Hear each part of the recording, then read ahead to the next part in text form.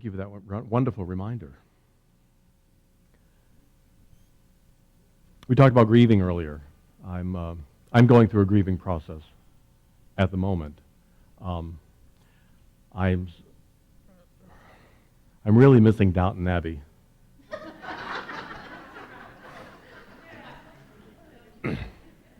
My Sundays are not the same. I mean, I love this and everything, but Downton Abbey at night was really wonderful. How many people here were Downton fans? Okay. How many people have never watched it? Oh my God!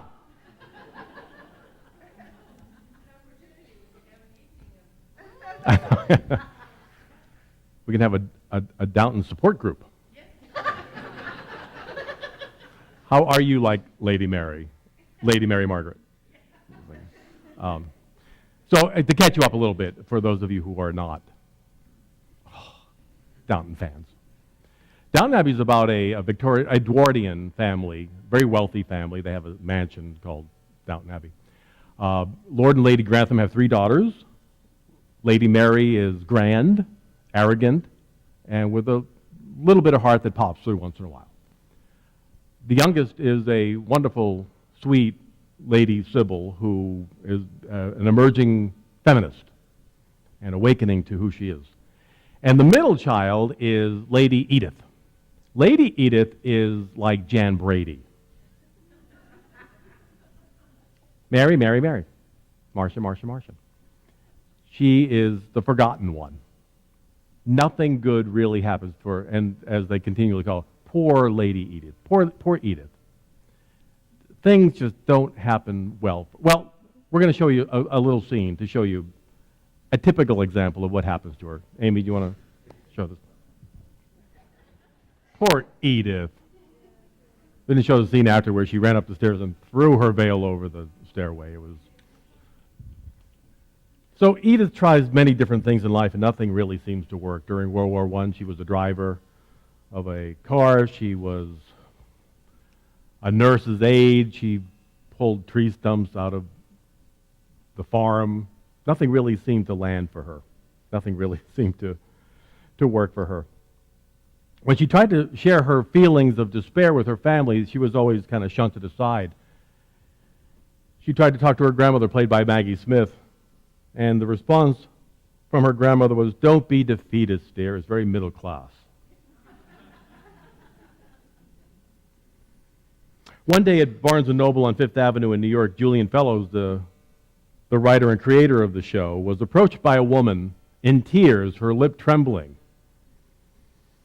And she said to him, she finally was able to squeak out, "Just let Edith be happy." It was extraordinary to see the depth and the reach of Downton Abbey from this.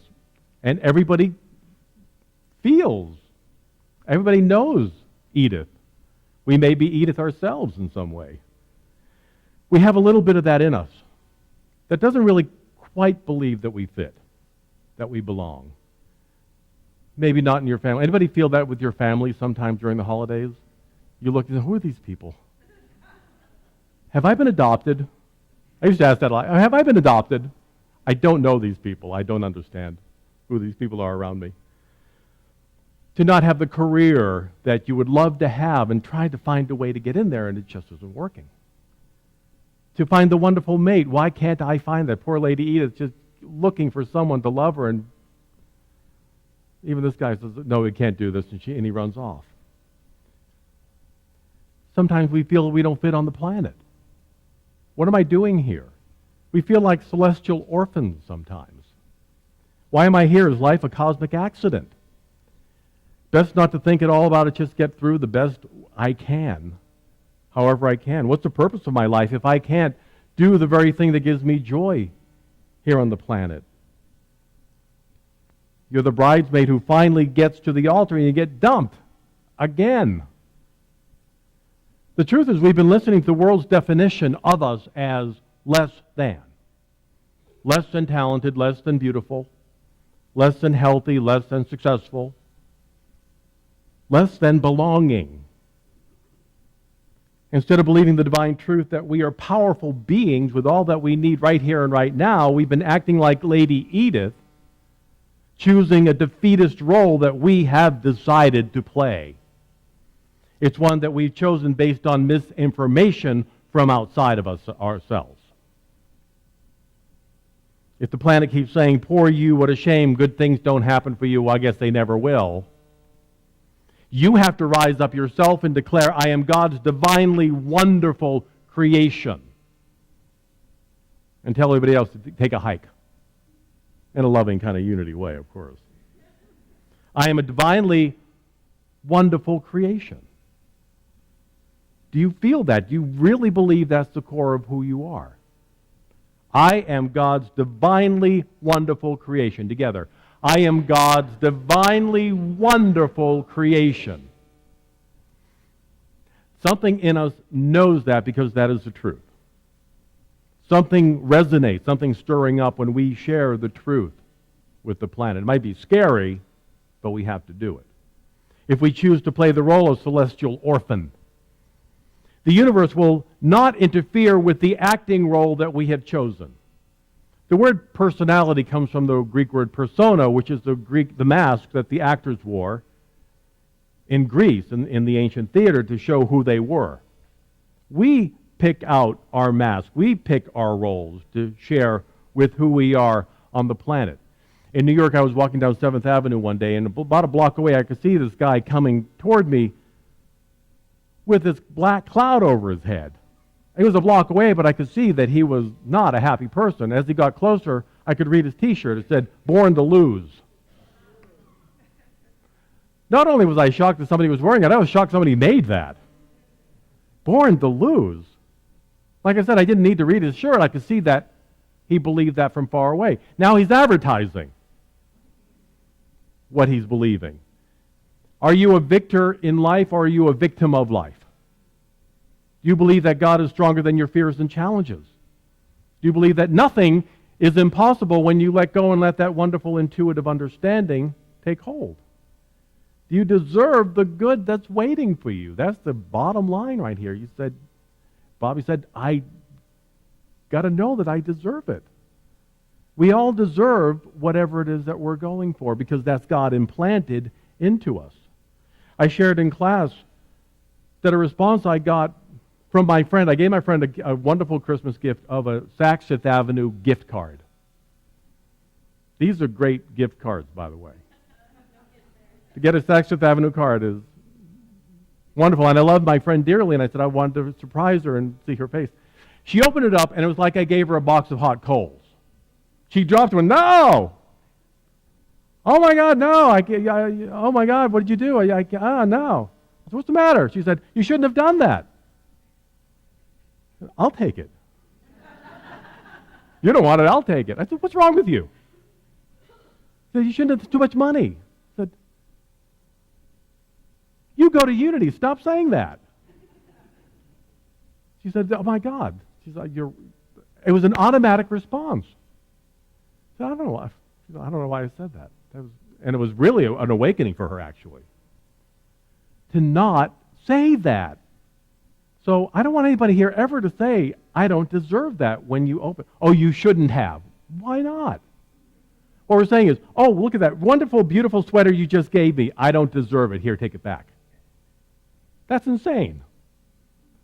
You do deserve the good. And if you don't want it, I'll take it.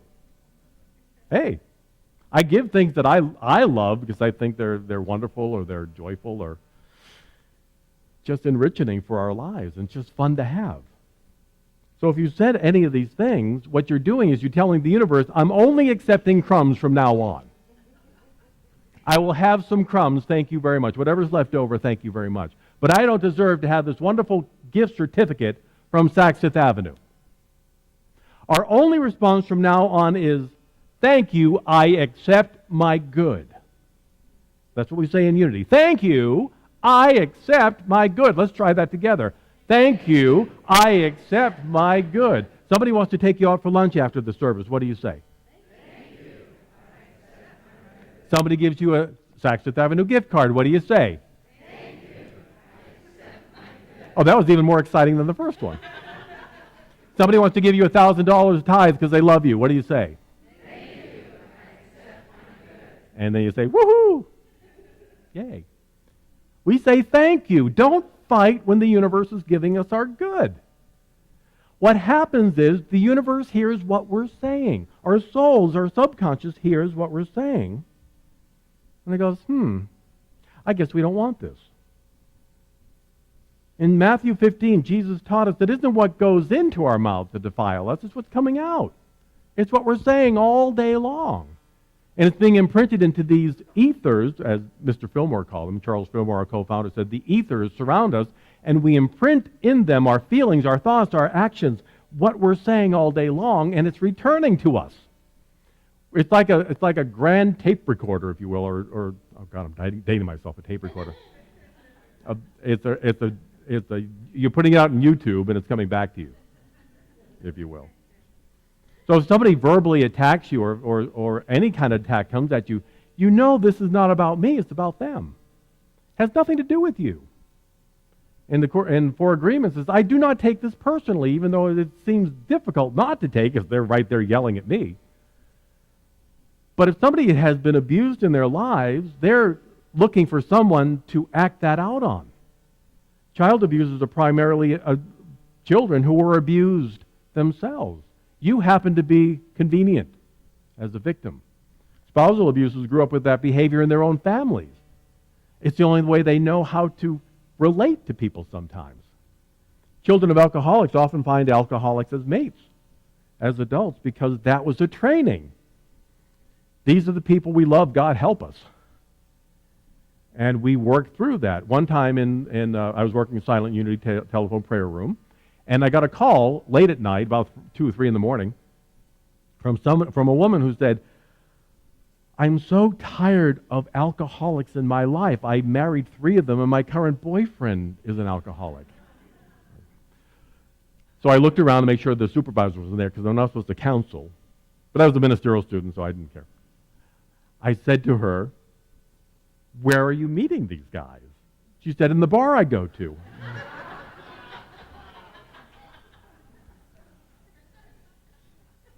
I said, perhaps you want to go to a PTA meeting or something. But she got it. She said, oh my God. She hadn't been aware that she was meeting all of the people that she was marrying and dating in a bar where you find what? Alcoholics. They're all there. So she said, oh, thank you. That was a wonderful realization, a wonderful wake-up. Parents train us to be gracious and unselfish by having us do what? Deny something that is given to us. No, don't accept that the first time. Would you like a piece of cake? No, thank you. Are you sure? No, thank you. Please have a piece. Okay. But we grow up and we find they don't often offer the second time. Please, sir, I want some more. So we keep rejecting it because we've been trained to reject it. Nice children, nice boys and girls say no. No, we don't. We say, yes, I accept my good. Thank you. More cake. I accept my cake. But we don't want to come off as pushy. So we have all these weird ideas going on that we were trained from the beginning to not have. I'm so grateful that we have youth training in unity to get our kids early to say, accept your good. You are good. You're perfect. You're wonderful. Say yes to your good, and it comes forth. But the subconscious, not knowing that we're just being polite, that we're just saying what we need to say because, well, society says we should, takes these words as gospel truth. Oh, you shouldn't have done that. And the subconscious is hearing, oh, that shouldn't happen. Oh, we're not good enough to have that. And then every area of our lives are affected by pushing all the abundance away. And then we say, well, you know, my new job doesn't really pay very much. I'm not quite sure why. Or my bills never seem to get met. I only have a few dollars left at the end of the month. There's more month than there is dollars at the end of my pay period here. And it gets very frustrating to say, why can't I have my good come forth? And we're here on Sunday morning or in classes affirming all this wonderful abundance, and we can't seem to make the connection. Or something I hear all the time, there are no good men or women around. in Bellevue or New York or wherever you happen to be. There are no good men or women available for me. When one pain comes, another goes. When one pain goes, another comes. These are really great affirmations, aren't they? They're so, unfortunately, they're very powerful because they really work well. If we are unwilling to speak the truth and accept the good as it's unfolding in large and in small ways, then we shouldn't be surprised when they pass us by when it comes to our salary, when it comes to getting the right and perfect mate, or anything else in our lives. We have been rejecting our good for so long we don't realize we continue to do it every day. True story, a friend of mine in L.A. finally convinced his actor friend from Philadelphia to move to L.A. He could stay with him for a while he pursued his career in films. For a year, my friend would say, "You're going to love L.A. It's really great. All your friends are here, and I know you want to be here, so why don't you come on down?" His friend had the same old, tired tune every time they talked. L.A. is unsafe. It's scary. It's too unwieldy to drive around, too much traffic. It's too weird. I'll be ripped off, blah, blah, blah, blah, blah. The same old every time he called. Finally, after much prodding by his friends who lived there, he rented a U-Haul, got all of his stuff, put it in the U-Haul, drove across the country. He pulled up to my friend's apartment building, goes inside to freshen up, and he comes out and the truck is gone. Completely gone. Someone has stolen the truck with every bit of his earthly possessions. L.A. is weird, it's unsafe, and I'll be ripped off.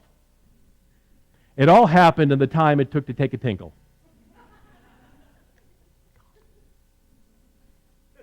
Our words go forth to do what we tell them to do. He'd been powerfully affirming this as his truth, and boy, did it happen so quickly. L.A. is unsafe, it's scary, and so it is. Amen, amen, pass the plate. What is your truth? What have you been saying over and over and over again in your own life?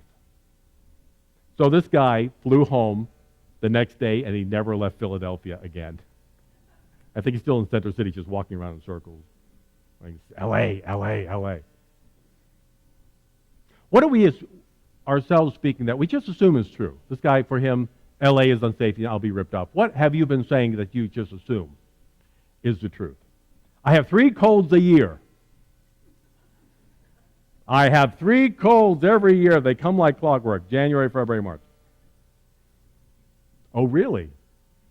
Okay. I always have since I was a child. It's the way I'm built. Or my 2 other sisters are prettier and more clever.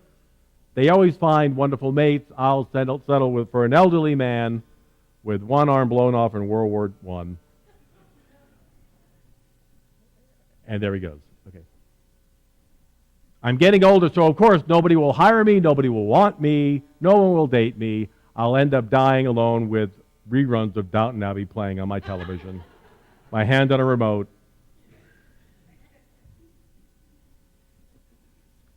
There are too many obstacles to fill in your own blank. Why bother going on? Why bother even finishing?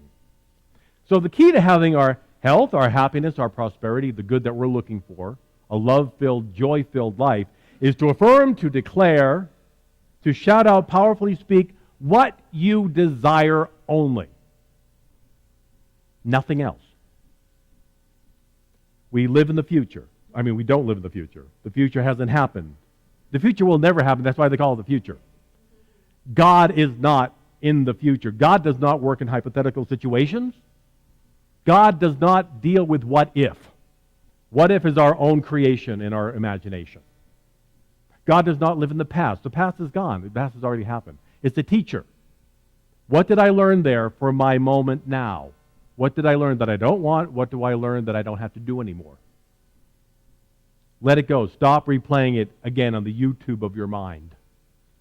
Stop repeating it over and over again. Give thanks for the lessons we learn and let it go. Let it go. Open yourself to the new energy, the new abundant good, and the new success waiting to pour forth into your world. God can only do for us what we let God do through us. We have to give God permission. We have to give the universe permission to work through us and say, I'm ready. Okay, let's do it. I can't wait to see how this works. Get excited. Get passionate. feel the joy and move forward. Without that, you don't have any energy. There's no gas in the tank to move you forward. And the flow of God is only as unlimited as I allow it. Am I opening all the channels up to let God do the work? One of the powers we have within us to do this is the divine power of elimination. Now, since I've been here in June, I've been using two divine powers at work here. The divine power of elimination and the divine power of order. They both work together. You've got to work the two powers together. Some people have been so overwhelmed with these two powers working together, they're kind of freaking out a little bit. And that's okay, because change is difficult sometimes. But we need to, as we do at home, we need to clean our homes. We need to clean our consciousness of what doesn't work anymore. We shove things in the closet, and we never see it till we move. You wonder where your cat is. Your cat's in the closet behind that box. That's where Sparky is 15 years ago. I didn't know. So beginning today, not tonight, not Thursday at midnight, but today, no more belittling the child of God that you are. No more saying you don't deserve it. No more saying you shouldn't have. No more saying lies like, I don't deserve the best Belgian chocolate in the world. I do not accept Hershey's anymore. I mean, if you like Hershey's, that's fine. You can have mine. But I'll take the good stuff. The stuff that just makes your soul sing. What is it that makes your soul sing? We should be doing that more. Accept the truffles in your life, whatever those truffles are. Or else the universe will say to you, well, I guess you don't want these wonderful chocolates, and I'll give them to somebody else. Give them to Bobby. I'll give them to Kent. I'll give them to Judy. Whatever you reject is going to go somewhere else, because the universe energy is always going to flow forth. Ever have a wonderful divine idea, you turn the TV on and somebody else is doing it? That could have been yours. It was yours, but you said, nah, I can't do it. And somebody else went, I can do that. I can do that. Again, it's the same with our health. I always have 3 colds a year. Is there an owner's manual you came with that says this? Yep, right here. It's January. Jesus didn't say, oh, take up your bed and walk to the guy lying by the pool. He says, oh, I'm sorry, you have a cold. It's January. I forgot. Keep lying there until you're finished. No, he said, do you want to be healed? It's been 40 years you're lying there. Come to yourself. Do you want this? If it is, get up and go. Do you want prosperity in your life? Do you want to find a mate? Where's your excitement? Where's your joy? You can't walk into an audition and go, hi, how you doing? I think I'll sing now. Yeah. One time I was a director for a while. I was auditioning a woman. She came in. I was sitting out here. She walked from there over to the piano player like this, gave the music, sang to the wall, and then left. Never saw her face. I couldn't hire her. I had no idea who she was. Another woman right after that walked in and said, what do you want to hear? And we were doing a Marvin Hamlisch review. I said, I'd like to hear What I Did for Love. She said, I wouldn't sing that song. What else do you want to hear? Nothing, thank you very much. Thank you for coming in. What? Why do we throw our good away?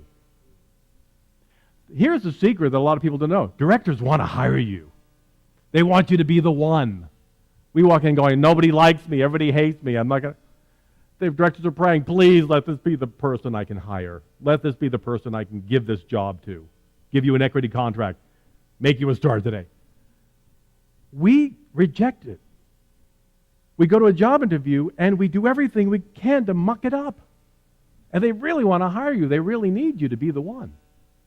But we're so filled with rejection ourselves that we just set it up before they can even say thank you. So we have to eliminate the false notion that it's my fault. I just have to turn my mind around and say, I'm wonderful, I'm terrific, I'm perfect as I am. Perfect doesn't mean flawless, it just means complete.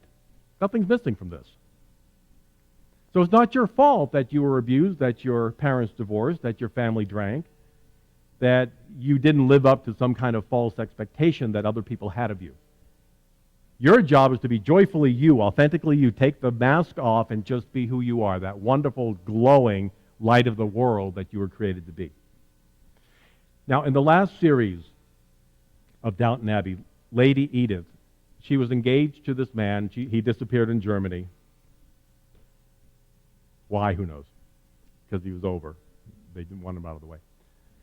She inherited his magazine, became the editor. She found herself. She became authentically Edith. She became the person she was supposed to be. She met a man who was just a normal guy, everyday guy, who happened to have a cousin who died. He was a marquis. She became a marchioness, as they call it. And her father said, Edith, you now outrank every single person in our family. She did it by becoming authentically her. She found the joy of her life, and it spread to every area of her life. Downton Abbey is a very spiritual soap opera. Really and truly it is. There's a lot in there for us. Your desires are fulfilled when you acknowledge and live your life as the radiant, glorious, wonderful creation of God that you are. Affirm with me, powerfully, passionately, and joyfully, I am a strong and healthy creation of God. I am a strong and healthy creation of God. I am a prosperous and successful creation of spirit. I am a prosperous and successful creation of spirit. I am a loving and desirable person. That was not bad. Some people in the back, the godless, if you will, were a little reluctant to say that. But you are. I am a loving and desirable person. Together. I am a loving and desirable person. I am hot. I am hot. I am hot. I believe you. Take a breath.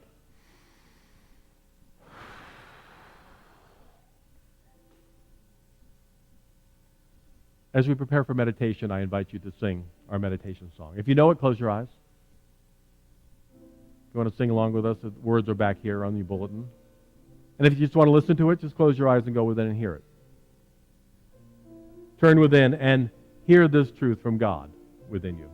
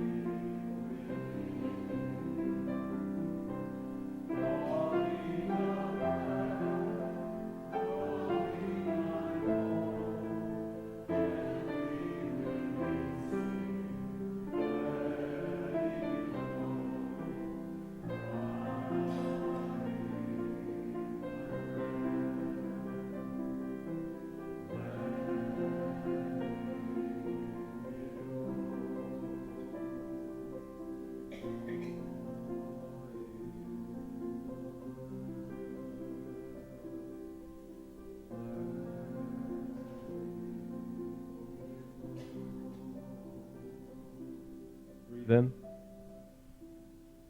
let it go. I invite you to do a quick check of your body. If you're holding tension anywhere, breathe light and peace into that area.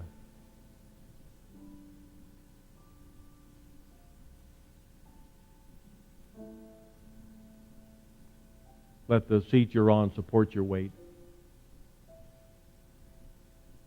Feel tension drain out of your body. With every breath you take, breathe it out.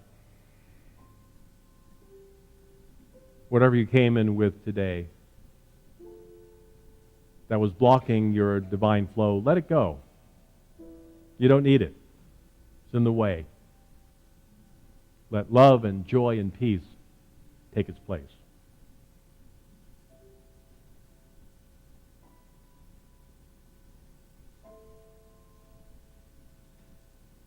As I close my eyes and go to my heart, I remember who I am. I'm one with God. I am a spiritual being having a human adventure, a human journey. Because our souls said, this is the best way to learn about my divinity right now. You chose to come here. You chose this venue to remember how powerful you are. And if you get this here in these bodies, you've got it.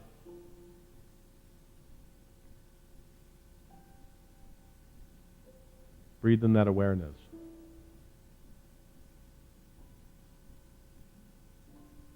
You have never been alone. Spirit has shown up in so many ways as friends, family, co-workers, employers, the bully in the third grade, your best friend, all showing up as God in different skin to remind us you are powerful.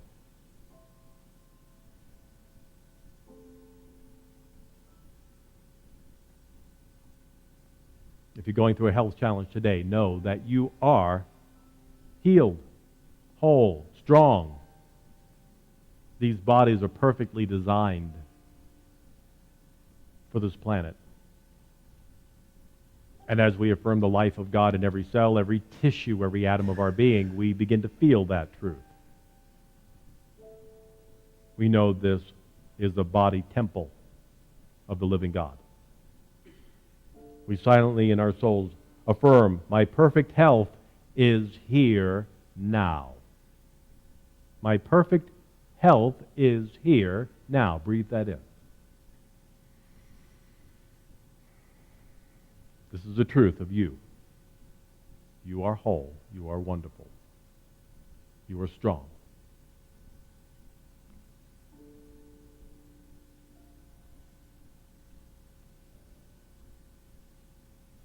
My abundant good is here.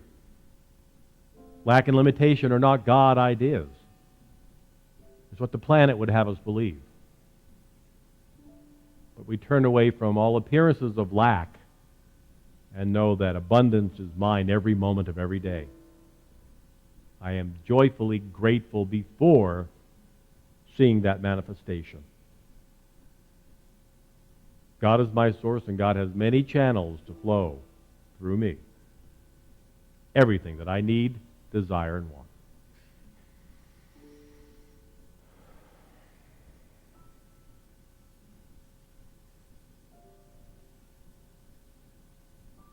Peace of mind, joyful career, perfect home, the right mate. Whatever I desire is already here.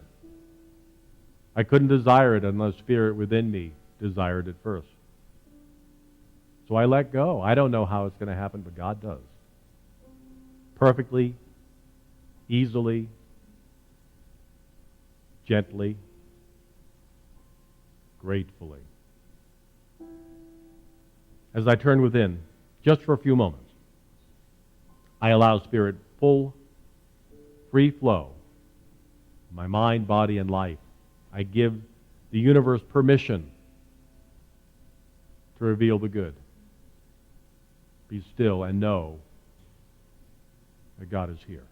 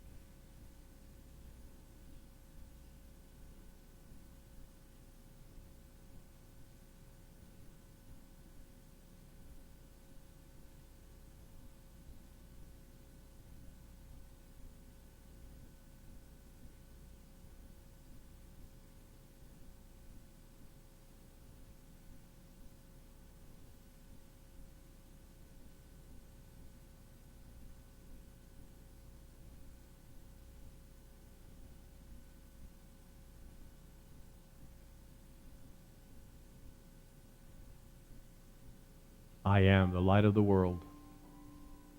I am one with God. I am good. And so it is.